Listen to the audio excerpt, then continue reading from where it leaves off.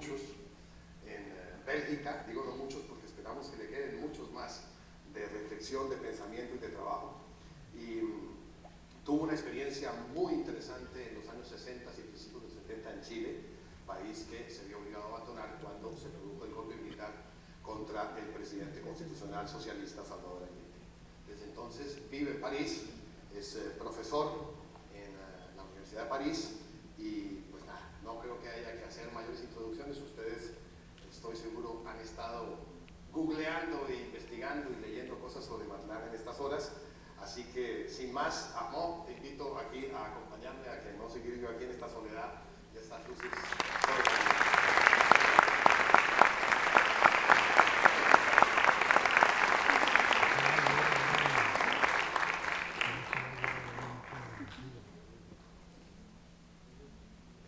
¿Te gustó el cóctel de sociología y periodismo y comunicación? Sí, sí. Y antes, bueno, cuando me formé en leyes. Y después, me formé en la Universidad Católica de Lovaina. Sí. Y después me fui a París para hacer estudios. Y allá era un campo de estudios que empezaba solamente, que era la demografía. Sí. O sea, era el tiempo donde se discutía mucho de explosión demográfica. Y en relación con el tercer mundo, el desarrollo, etc. Y los primeros trabajos, Amon, tuvieron que ver con eso. Exactamente, en Chile. Con una visión crítica de lo que en su momento la Alianza para el Progreso le planteaba a América Latina como regulación de la natalidad. La idea era, tal vez, Eduardo Galeano acuñó una frase diciendo: hay que matar a los guerrilleros antes de que nazcan. Exactamente. Y digamos, por esta razón estuve obligado, y además me encantaba de ser obligado, digamos, de visitar mucho la zona central de Chile. Es decir, trabajando en el terreno, porque en esa época había una tímida reforma agraria.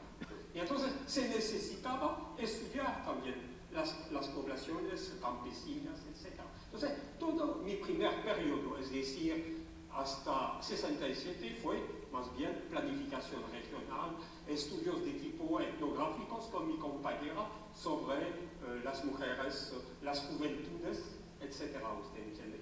Porque era la época donde también arrancaba en América Latina, digamos, los estudios sociológicos de ciencias sociales. Muchas facultades de sociología fueron formadas en esa época, por Rolando Fausgor, tantos.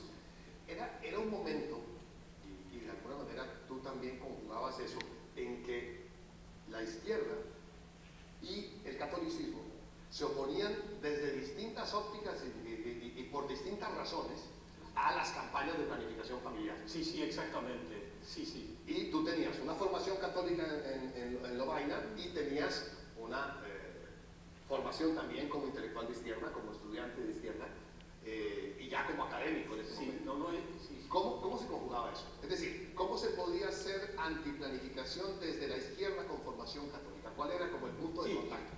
Lo que nosotros criticábamos en la, digamos, en la concepción que tenía la Alianza para el Progreso de las campañas para la planificación familiar era finalmente, digamos, su visión mercadológica.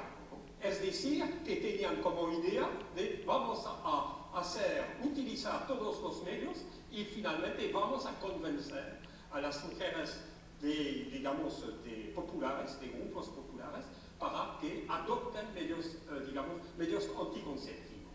Y se sabía que no funcionaba eso. Había, nosotros propusimos una visión mucho más que tomaba en cuenta la cultura que finalmente estaba al origen de esta explosión demográfica. Para responder a su pregunta, le voy a decir que cuando llegué a América Latina, llegué como finalmente un producto de los movimientos de juventud católicos y escautismo en Bélgica y en Francia.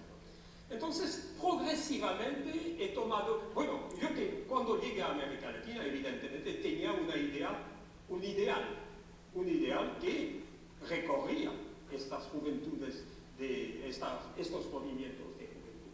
Y progresivamente, digamos, en el contacto con la realidad latinoamericana y precisamente la chilena, progresivamente mi catolicismo, que venía, digamos que era un catolicismo social, encontró muchos latinoamericanos que también estaban recorriendo el mismo camino a partir de su propia realidad. Yo te doy un ejemplo de una persona que es relativamente conocida, que fue ministro de la Agricultura de Salvador Allende y que antes fue responsable de la reforma agraria bajo Frei, Eduardo Frei.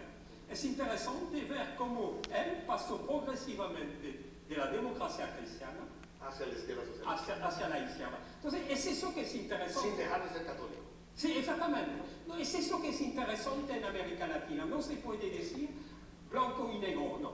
Hubo en los años 60 y principio en los años 70 en América Latina realmente una fusión también de corrientes críticas, digamos. Y es eso que hace la riqueza. Camilo Torres es un ejemplo clarísimo. Camilo Torres es un ejemplo clarísimo. Exactamente. Que también tuvo relación con Bélgica. Totalmente, totalmente. Y se formó al mismo tiempo que me formé en la católica de... Bueno, estás en Chile, Allende gana las elecciones, no consigue una mayoría propia en el Congreso, le toca gobernar con esa dificultad y bueno, y con muchísimas dudas. ¿Qué balance haces hoy, 40 años digamos, de lo que pasó? Y lo digo un poco pensando en frases que alguna vez has dicho.